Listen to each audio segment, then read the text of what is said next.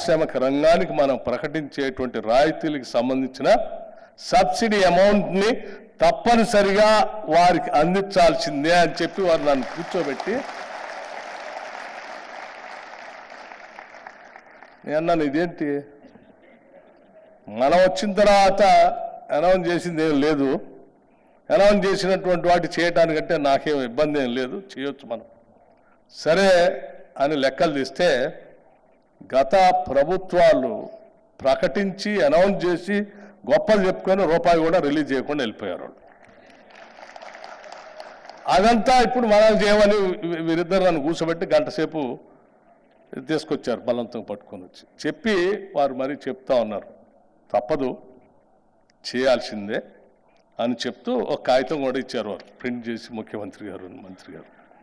దాంట్లో ఏం చెప్తా ఉన్నారు, 2020-21 వరకు కనీసం జనరల్ ఇండస్ట్రీస్ సంబంధించి 1095 కోట్లు, ఎస్సీ ఎంటర్ప్రైజెస్ సంబంధించి దాదాపు 300 కోట్లు, అట్లాగే టీఎస్పీకి సంబంధించి 250 కోట్లు, దాదాపు ఇవన్నీ కలిపి 2000 కోట్ల దాకా పైబడి ఉంటుంది. వీటన్నిటినీ తప్పనిసరిగా చేయాల్సిందే అని చెప్పి బలవంతంగా వారు కావాల్సినటువంటి అన్నీ చెప్పి నన్ను బలవంతంగా తీసుకొచ్చారు. సో ఫైనల్గా ఎంఎస్ఎంఈ అట్లాగే పారిశ్రామికవేత్తలందరికీ అభినందనలు ఏంటంటే, అదే మంత్రి గారు మాట్లాడుతూ కూడా మీ అందరికీ చెప్పారు, ముఖ్యమంత్రి గారు ఒక నిర్ణయం తీసుకున్నారు, విధానపరమైన నిర్ణయం. తప్పనిసరిగా ఈ పెండింగ్ ఉన్నటువంటి ఎంఎస్ఎంఈకి సంబంధించినటువంటి ఈ సబ్సిడీస్ అమౌంట్ ఏదో ఒకటేసారి చేయలేం, కానీ మీ అందరూ తెలుసు ఆర్థిక పరిస్థితి, ఒకటేసారి చేయలేం, కానీ తప్పనిసరిగా విడతల వారీగా ఈ సంవత్సరం కొంత చేసుకుంటూ వస్తామని చెప్పి ఈ సందర్భంగా మీ అందరికీ మనవి చేస్తూ, ఎంఎస్ఎంఈలు బాగా అభివృద్ధి చెందాలని రాష్ట్రంలో, తద్వారా ఈ రాష్ట్ర ప్రగతికి, జీడిపికి మీరు పెద్ద ఎత్తున ఉపయోగపడాలని చెప్పి నేను మనస్ఫూర్తిగా కోరుకుంటూ సెలవు తీసుకుంటున్నాను. జై హింద్, నమస్కారం, థ్యాంక్ యూ.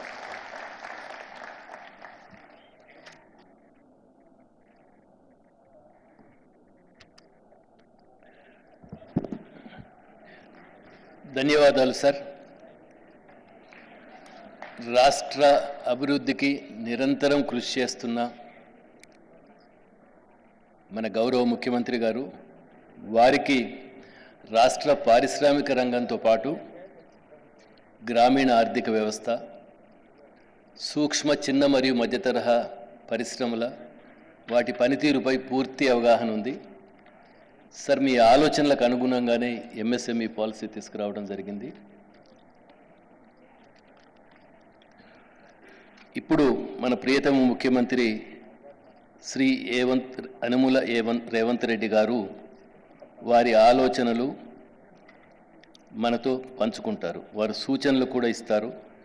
సార్, మీరు చెప్పినట్టుగా పాలసీ లాంచ్ తర్వాత నుంచి మేము ఇమ్మీడియట్గా మీ ఆలోచనలకు అనుగుణంగా పనిచేయడం ప్రారంభిస్తామని మీకు ప్రామిస్ చేస్తున్నాం సార్.